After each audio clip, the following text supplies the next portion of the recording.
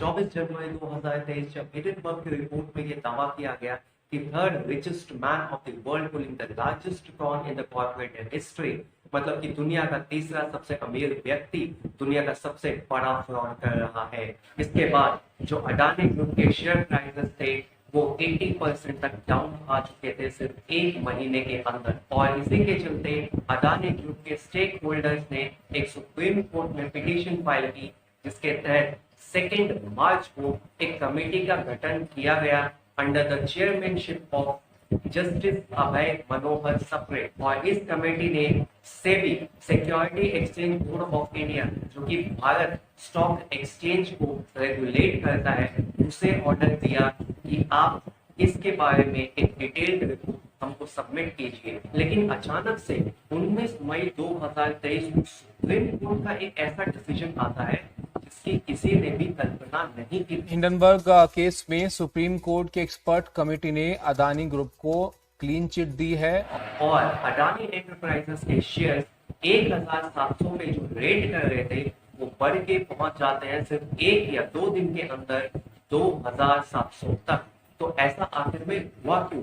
और प्लस हम आज के इस वीडियो में ये भी जानने वाले हैं कि क्या अब आपको अडानी ग्रुप में इन्वेस्टमेंट करना चाहिए या नहीं करना चाहिए, क्या सब कुछ इस सुप्रीम कोर्ट के डिसीजन के बाद सही हो चुका है। तो स्वागत है आपका मेरे इस चैनल में जिसका नाम है फिल्म ओशन और मेरा नाम है अजय शर्मा।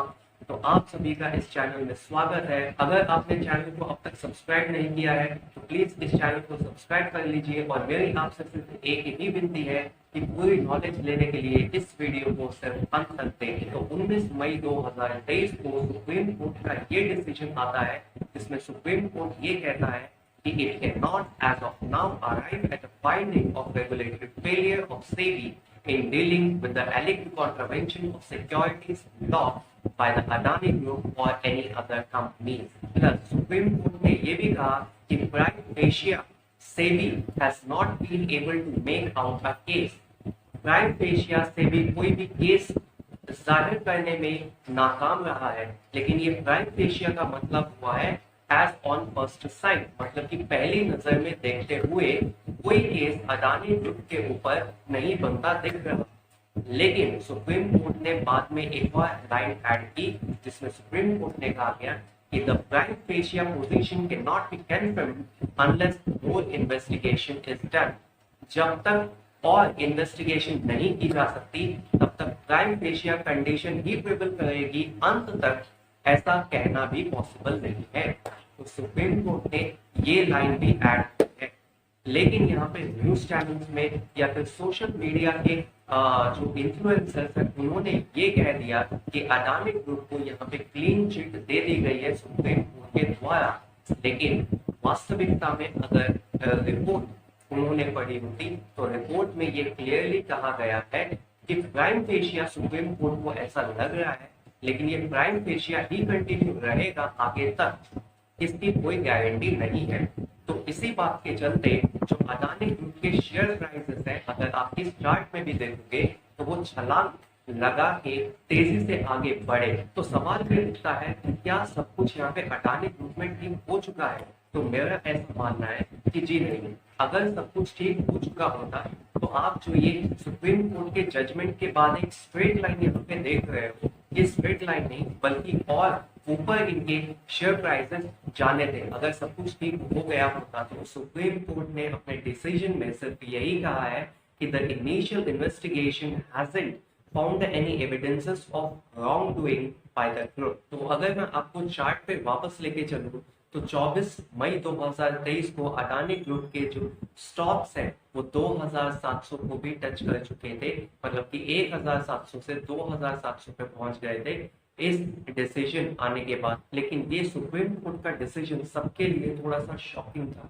क्योंकि ये मैटर पब्लिक इंटरेस्ट का है, ये मैटर इन्वेस्टमेंट का है, लोगों के पैसे यहाँ पे इस ग्रुप में अटके हुए हैं। तो अब भले ही सुप्रीम कोर्ट ने ऐसा कहा है कि प्राइम फेशिया उनको लगता है कि कोई यहाँ पे फ्रॉड का केस नहीं हो, लेकिन उन्होंने बाद में ये भी कहा है कि ये प्राइम फेशिया कंडीशन प्रिवेल करेगी, अंत तक इसकी कोई गारंटी नहीं है। लेकिन बहुत से लोगों ने इन मीडिया हाउसेस की बातों में आके या फिर सोशल मीडिया इन्फ्लुएंसर्स की बातों में आके इस कंपनी में शायद इन्वेस्टमेंट कर दिया होगा, और अगर वो चल के खुदा ना खास्ता कुछ गलत यहाँ पे हो जाता है तो इन पैसों का नुकसान अगर यहाँ पे पब्लिक को होता है तो जिम्मेदार कौन होगा। और मुझे ये लगता है कि सेबी की कंप्लीट रिपोर्ट आने का इंतजार यहाँ पे सुप्रीम कोर्ट कर सकता था। देखिए, मैं कोई यहाँ पे किसी के डिसीजन के ऊपर सवाल नहीं उठा रहा, लेकिन सिर्फ मेरा इतना सा मानना है कि ये मैटर पब्लिक इंटरेस्ट का है। यहाँ पे बहुत सारे इन्वेस्टमेंट लोगों ने किए हुए हैं, तो अचानक से ऐसा डिसीजन आना और अचानक से ये शेयर्स के दाम में बढ़ना और फिर एक स्टेबल कंडीशन पे आ जाना, तो ये एक चिंता का विषय है। तो अब हम एक और मुद्दे पे आते हैं कि क्या अब आपको ये अडानी ग्रुप के शेयर्स परचेज करने चाहिए या नहीं करने चाहिए। मैं ये बताने से पहले ये बता दूं, मैं किसी भी स्टॉक्स का रिकमेंडेशन नहीं करता। ये वीडियो सिर्फ एक एजुकेशनल पर्पस के लिए रिकॉर्ड की गई है। तो अडानी ग्रुप देखेंगे तो आज भी एक डेट कंपनी है, जहाँ पे बहुत सारा डेट है। जहाँ पे भी डेट बहुत ज्यादा होता है वो कंपनी रिस्की मानी जाती है। डेट वाली कंपनी रिस्की क्यों मानी जाती है? क्योंकि डेट मतलब होता है कि लोन, और लोन हम लोग बाहर वालों से लेते हैं। तो मान लो कि मैंने कोई एक बिजनेस स्टार्ट किया है, वो बिजनेस स्टार्ट करने में मैंने एक बाहर वालों से लोन लिया है और एक मैंने अपने ही परिवार से पैसा उठाया है। जो अपने ही परिवार से पैसा उठाया है हम उनको इक्विटी होल्डर्स बोलते हैं। इक्विटी होल्डर्स क्यों? क्योंकि वो घर के मालिक होते हैं, मतलब कि मेरे बिजनेस के भी वो मालिक हुए। तो अगर मैंने कोई भी पैसा बाहर से उठाया है, मतलब कि लोन लिया है, मतलब कि डेट लिया है, तो मुझे सबसे पहले, अगर मेरा बिजनेस बंद भी होता है किसी दिन, तो वो पैसा मुझे सबसे पहले डेट होल्डर्स को पैसा चुकाना पड़ेगा। और अगर कुछ बिजनेस में वो पैसा चुकाने के बाद बचता है पैसा, तो तब मुझे वो बचा हुआ पैसा इक्विटी शेयर होल्डर्स को देना पड़ेगा, मतलब कि घर के लोगों को देना पड़ेगा। लॉजिकल भी है, क्योंकि मैं सबसे पहले पैसे तो बाहर वालों को चुकाऊंगा, ना कि जो मैंने अपनी फैमिली से पैसे उठाए मैं वो चुकाऊंगा। तो इसलिए डेट वाली कंपनी रिस्की मानी जाती है। तो जब मार्केट में और भी ऑप्शंस हैं, और भी अच्छे ऑप्शंस हैं जो कि डेट फ्री कंपनीज है या फिर near to debt free companies है, तो जब ऐसी कंपनीज मिलती हैं तो हम क्यों नहीं उन कंपनीज में ही इन्वेस्टमेंट अपनी करें।